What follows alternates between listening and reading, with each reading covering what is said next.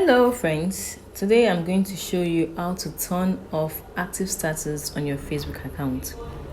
Turning this off will prevent Facebook from notifying your friends when you are active.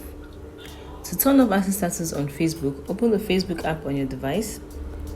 Tap on the menu icon at the bottom right corner of the screen.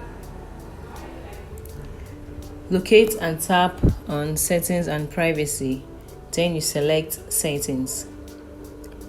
In the Settings section, you scroll down and locate Audience and Visibility section.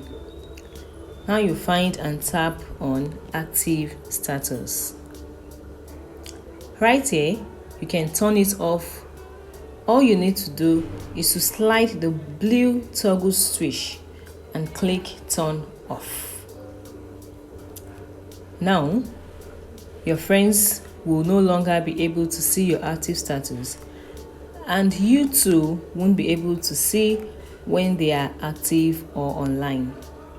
If you still want to continue, go ahead and tap Turn Off.